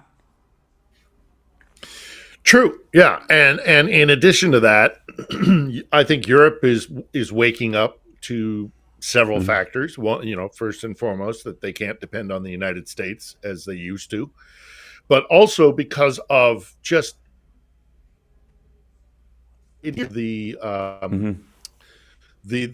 examples of this are getting worse and worse, that Russia is interfering in European internal domestic politics. Yeah. They're politics. They're also doing sabotage. There are these, attacks in essence. They always kind of hide them behind a couple of things, but like the trolling of the communication cables connecting Finland to Estonia across the Sea of Finland there. That was a massive wake-up call for a lot of people. The fact that money is being pumped into far-right political groups in a variety of different countries, that's not gone unnoticed. Assassination attempts, literal arson bombing attacks on industry, particularly military spending and those kind of things. The Europeans are waking up to a number of different things, and I think they're going to become far more aggressive when it comes to supporting Ukraine. Problem is, the Europeans have a whole set of problems of their own that they have to contend with, aside from Ukraine. So it has to be in my opinion, transatlantic, global, really effort. Right. But the Europeans are settling in, are at least being much more vocal about, accepting that America is no longer what it used to be, and no longer reliable. How we return that, I don't know, but it doesn't help. Doesn't help when the Trump administration is attacking on a number of different levels. Sure. Well, one of my, I would argue that, and you see this from Trump, like Europe's taking advantage of us and blah blah blah. one of the things where obviously they get that idea is because we have given more to Ukraine than the Europeans have, because we have more. We have a larger military than the next 6 combined, including the Chinese military. And the growth of the Chinese Navy, which has been very much overplayed, is because the Chinese consider every shipping boat able, and every fishing boat and every canoe to be considered a military vessel that can be called up at any time. Any ship can be commandeered by the government in China without asking the owner. So it's included in their naval numbers. So of course they have tens of thousands of boats, because every tugboat can be commandeered automatically. So it's considered tacitly part of the Navy. All right. So we have, I think, from a military standpoint, we have such an enormous thing that we have more to give, more leftover materials we can use to support an ally.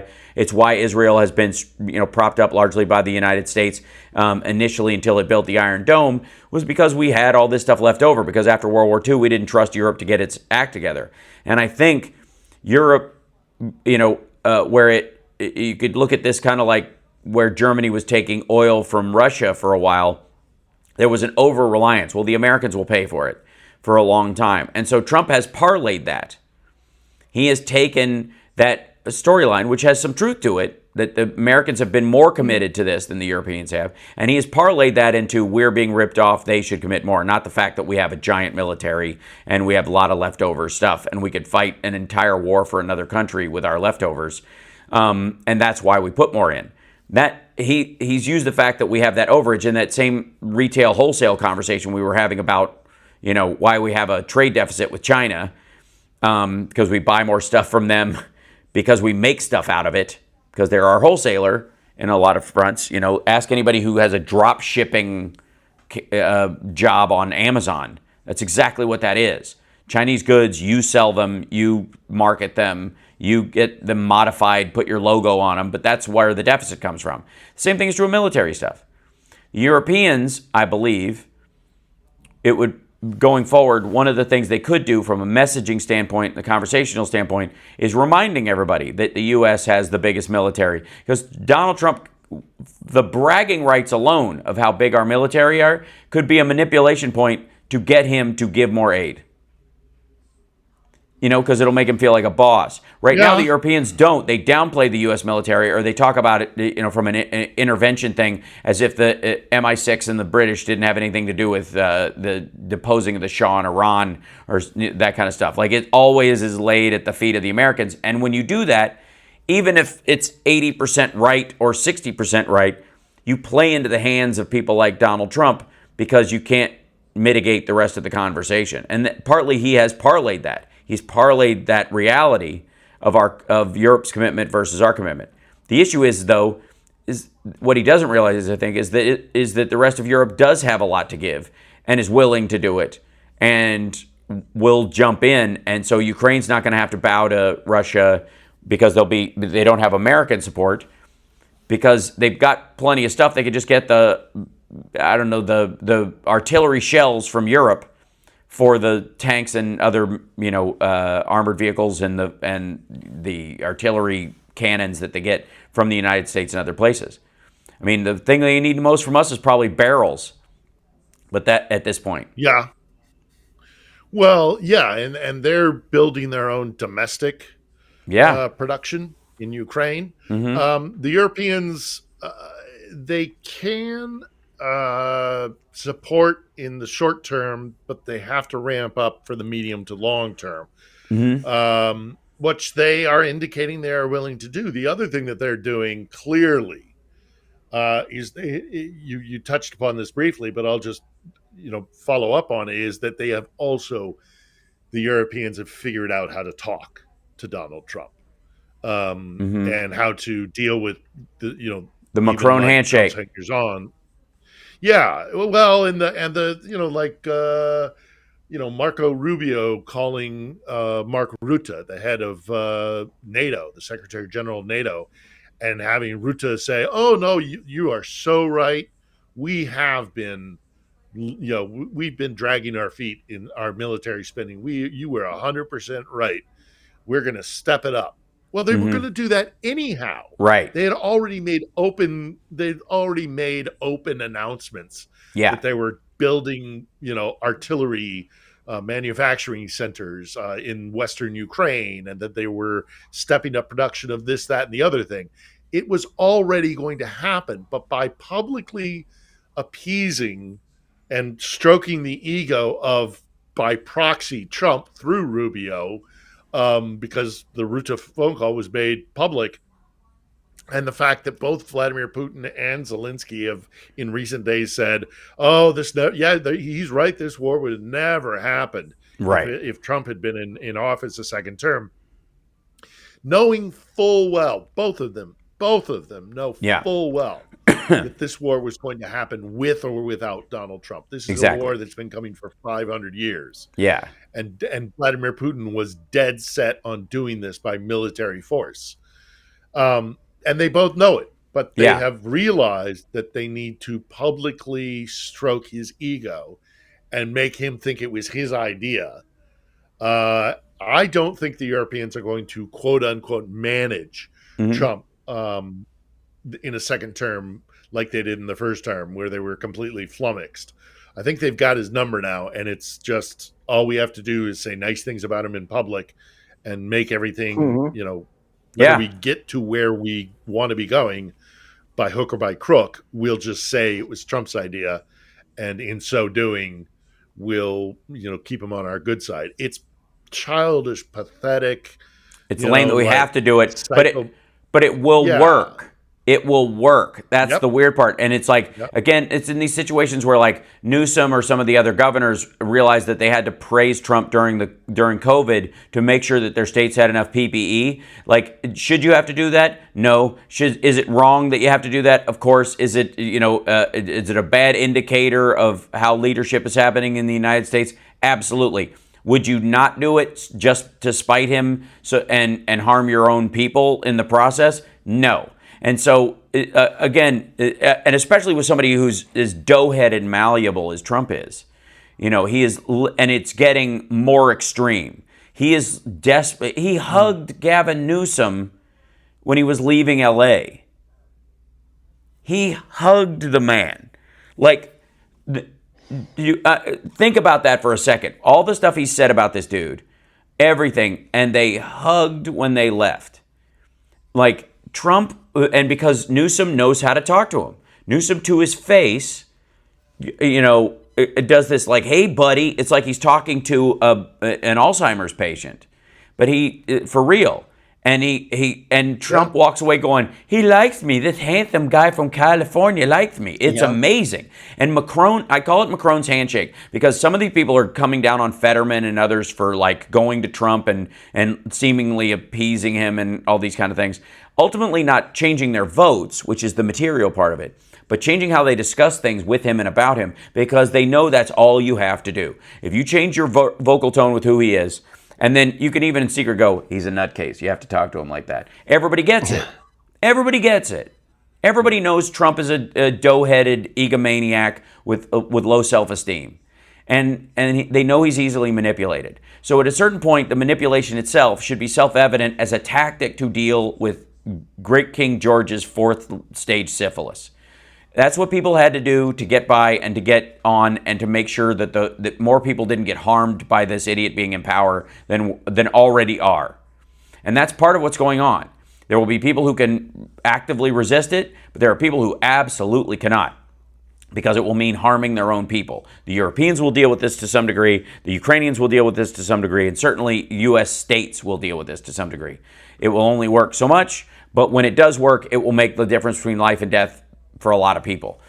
And then it will also feed into Trump's paranoia, and this goes to the kind of Putin thing. And we got to take a break, but when we come back, I'm sure we have a couple of questions from the chat room for Phil. We do? Yeah. But, we've seen people who have to placate, whether it's MBS or it's Vladimir Putin or the people who are differential to Xi Jinping, or the fact that there's a guy at the end of every row during votes in the CCP that goes Mayo, which means we have no dissent in our entire section. Is there dissent? Yeah. Does it happen on the ground? Yeah. Does it happen in the provinces? Of course it does. They just can't do it openly because they'll end up dead, and the guy that will replace them will be in line with what he wants to do. The guy that will replace them won't dissent because they will be replaced by somebody who's eager to do what he wants to do. We got to take a break. We'll be back right after this with those questions. It's the HAL Sparks radio program, Mega Worldwide. And Philip Ittner has a show called On the Edge. Please check it out. New episodes every Sunday, practically. And Johnny Million's got a live stream. It's called It's Johnny Million on Twitch and YouTube. We'll be back right after this. I'm so much better at remembering to promote you guys than myself. I don't know why that is. It's because I love you guys. Yeah, that's why. I love you back, buddy. Last night, I can't even, parts of it, I can't even. Where were you? And whatever it was, it kept you up late. Yeah, it did. Well, the NAMM Jam went till almost 1 or whatever last night. Yeah, no, I mean, so many talented people like that I get to work with. Saw Doug Pinnick again. Like I said, met Donnie V for the first time. It was really awesome. Alex Skolnick was there. And then there's a bunch of people from the jam that we always have that I just I adore. Just great players. Joe Travers, who's a drummer that plays with us. This guy Griffin Tucker, who's a drummer and a keyboard player and a guitar player. He's like one of these. Thank you. He's one of these musical polymaths. I am happy, you are happy. Let us be happy together. Whether the weather is cloudy or sunny, I will always be your funny honey bunny. I am lucky, you are lucky. My goodness. Let us get lucky together. Whether the weather is cloudy or breezy, I'll be there to say, hey, come on, let's take it easy. Cause isn't it nice to have the friends that you do? And isn't it nice that the sky is so blue? And isn't it nice to say I love you? Chugga chugga choo choo. Woo woo.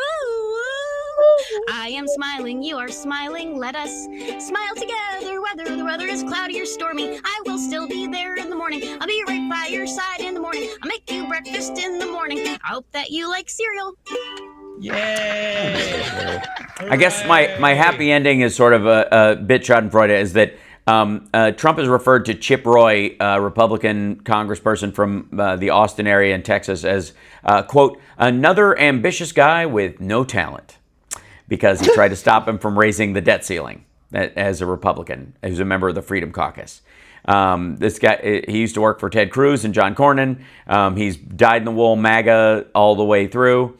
And Trump is now considering him an enemy just because he doesn't want Trump to complete one of the Democrats' slated goals for budgeting, which is getting rid of the debt ceiling. Rachel Maddow did a whole show about how you need to, the debt ceiling's a joke and you shouldn't even have it in the first place. And Donald Trump agrees with Rachel Maddow over Chip Roy. And I think everybody needs to sing that as loudly as they can. Madness. Yep. So, all right, let's grab some questions for Phil.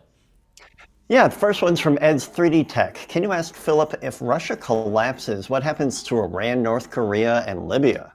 Whew. Oh, my goodness. Well, first off, what are we talking about when we say if Russia collapses? Because there will be a Moscow. Mm-hmm. There will be a rump if this were to happen. I don't see a fracturing so bad that it's just like Moscow. It'll be Moscow, St. Petersburg. It'll be European Russia would be my envisioning of it. Will they still have the capacity and the power to exert support for their, whatever allies, quote unquote? Yeah. In North Korea or Iran or where else did he? Libya, or for that matter, their efforts to support some South American countries or African countries.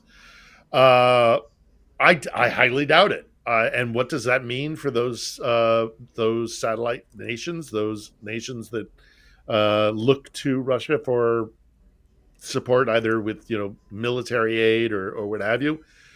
It will change the dynamic of whatever region they're in. So it's going to be incredibly destabilizing.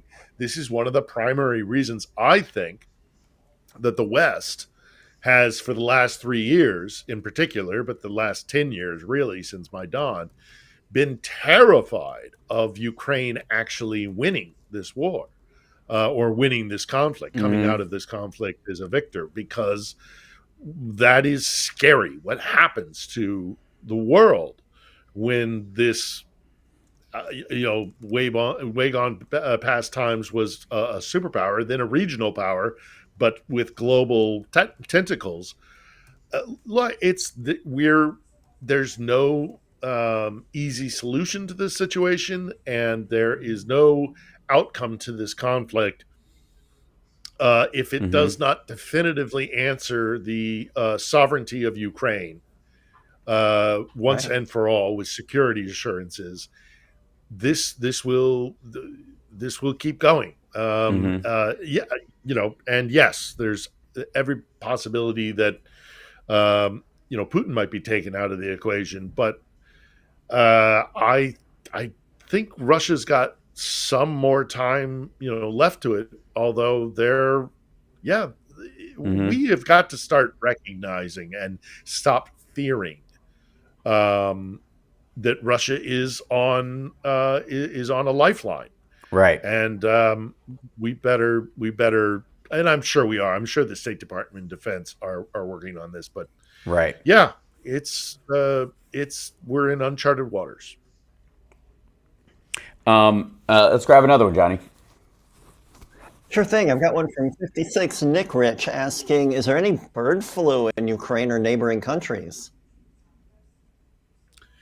Not to I'm not aware of any. It's certainly not something that folks are focusing on. It's not. It doesn't seem to have made any effect here or made its presence known here. So right. Certainly not in any big way. Not in any significant way. Sure. I've got a question and kind of a request from Kieran Marr. Please ask Phil if he finally has merch, or I'll make my own T-shirt with his handsome face and beard. And they also want to know when you're flying into Florida. They will pick you up and take you to Disney or Gatorland. Yeah. You know what? I haven't got merch yet. I should do a thing of the on the edge logo with the Vishivanka symbol behind it. Don't know with about my beard. face on stuff. Yeah, with my beard. A sure. face like that. It's juggling all the things of living in a war zone, dealing with all the difficulties of being here, compounded with trying to put the show together every week. I mean, there's a lot of my little rubber ducky, my little Cossack rubber ducky. You don't see the legs beneath the water, but I assure you, securing an interview every week with somebody who has something to say of worth, my complete, and that is my discretion, is easier said than done. This week is very good. We're going to have Ilya Ponomarenko, who is he was the Ukrainian combat journalist who was live streaming nonstop for like the first 72 hours of the full-scale invasion 3 years ago, which we're coming up on the anniversary, and we really spent some time. So we go a little long this week, but Ilya is a really interesting guy, born in Donbass, moved to the big city in Kiev, fell in love with it, and it has been, a voice for the country for quite some time. And so it was a good discussion. That comes out tomorrow. I believe it's 10 a.m. Pacific, 8 p.m. Kiev time. And it's a good one. It's a long one, so you might have to take it in chunks. But Ilya is a really interesting guy, and it's the reason we built the studio, is to platform voices of Ukrainians and not let Moscow run the narrative. So that's what we're doing this week. So it's a good one. Excellent. Fantastic. All right. Yeah. But how many? This is from Tobias Skeen. Ukraine has hit multiple refineries and holding tanks. How many refineries are left? Oh, Right. This is a good question. I don't work in the oil industry, so I couldn't say definitively, but I appreciate you pointing that out because you're right. They have been absolutely pummeling Russia's oil infrastructure, and if they do oil and gas infrastructure, and if as he has threatened to do, Trump is somehow able to incentivize OPEC to drop the cost of oil. Big if, I know, big if. That's the way to get them. That's right. I've seen a lot of people who are much more wise about things than I am when it comes to this issue. And the issue I'm referring to is if you want to hurt Russia, stop that oil trade. That's why the Europeans are going after the so-called shadow fleet that goes into international waters and transfers, one form of fossil fuel or another in open international waters. The Europeans are wisening up to that, and they're saying we're going to start doing spot checks because you're avoiding sanctions. Hitting them in their pocketbook in the form of fossil fuel sales is a really good way to cripple them, and by crippling them, helping the war effort here. So, allowing Russian oil back into the market does not does not help that effort. It is especially with American oil, it's just another competitor. It's and maybe the idea is that he thinks he's going to make a deal with Russia, okay, you sell all your oil to China and Africa, we'll leave you alone, and we'll sell to all the European countries so we have the leverage you used to have. It's stupid. Anyways, we're at the end of the show. Oh my gosh, we went way over. It's HAL Sparks Radio Program Mega Worldwide. We'll see you next time. Thanks you guys so much. We got all carried away. Thanks so much, Chicago. Cheers. See you guys later. Also, next week we start on the Political Voices Substack. We'll be airing the show. Very exciting.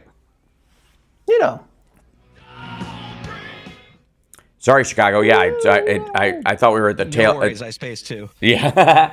Awesome. All right. Thanks so much. Yeah. All right, guys. We did it. Yeah, we did. I gotta go work on the episode. And Understood. I will talk to you on Wednesday. Absolutely. All right. Great seeing you, Phil. Stay safe. All right. Absolutely. Guys. Cheers. Absolutely. And then we'll go to bye. There we go. It's always fun to watch it. Hold on. Me and Johnny. There we go. And then publish this, and then off we go. Hey, there we go. Hi. And it's good because my computer is just starting to cook. We're just getting to the point where my laptop is getting so hot that it starts getting choppy right about now. Oh. EOS webcam. Your webcam kicked out. Did the cat get you, Johnny? Did the cat do that? Oops, I can't hear you. Hold on. Oh, wait. I got to put you in. Hold on. Publish. Think. There you go. There you go. Now, what happened? You're welcome. I hit the hang up button, like you do when you're trying to talk to somebody. Yeah, that's how the best conversations I find start with a hang up. Well, yeah, so you and I will have to talk at some point about the NAM thing on its own, but That's amazing. Yeah, just nerding out about that. They had these guys from this company they're a Turkish company called Shark Guitar, and the whole thing breaks down like a sniper's rifle, and you can unclip the nut and take the neck has a tungsten metal bar in it, like a piece as opposed to bars. So it's just the whole back of it is just reinforced with this titanium rod essentially. And so the neck never, it can't bend and can't warp and all that kind of stuff. So you can pop it on and pop it off, and they have like a 24 fret, a 22 fret, and you could swap them out live if you wanted to. And it's got this. The big thing is their tremolo system, which does not move when you bend the strings, but it still is unlocked. That's key. Yeah, it's nuts. Like they're gonna probably end up licensing it. This dude was like the inventor of it, and he was showing it around. It's just balls. It's amazing looking. I love that stuff. Yeah. I'm always and looking for a better mousetrap with a tremolo. Yeah, well, and this one has 2 locks on it, so you could do like a drop D lock if you wanted to, and you could do a chord lock on it. So you could set it to a a tuning, and then do that lock with a physical switch. Guitar. Yeah, it's a Turkish company. I'm sure they're pricey, but oh yeah. But they're all custom, as it were. But they Home Shark guitars. Yes, let me make sure it's the guys. Yep, this is the guys. The V2.0 that they have. And this dude literally made himself. They're all like they've got a hanging headstock, so you can put it up. On the back of it, there are like little analog pedals. Basically, like that, they make versions of analog pedals, the wiring, and you pop it into the back of the guitar, and then you control it with knobs on the back of the guitar, like behind it. Oh, amazing! It's crazy. Yeah. These are about the price of like custom Soar guitars, and the pretty much top of the line stuff is around, before you get into guitars that are just supposed to hang on a wall. It's about $5,000. Yep. And between $3,000 and $5,000.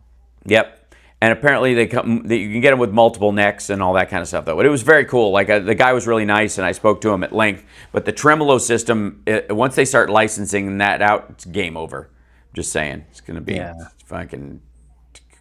It's cool. It's really cool. Anyways, I'm going to let you go. I'm going to gather up my stuff. I got to check out of my hotel and start the drive home. So thanks, chat room. Appreciate you guys. And I will see you you and I'll talk later this week, but I'll see you next Saturday. Sounds good. Okay. Bye. Bye, everybody. Give the cats a snuggle for me. All right. There we go. And hi, chat room. I'm really pushing it right now. My computer is starting to I could iron a shirt with it right now. But here you guys are. So, whoops, hold on. Why is it not? There you go. I'm still in preview mode. Hello.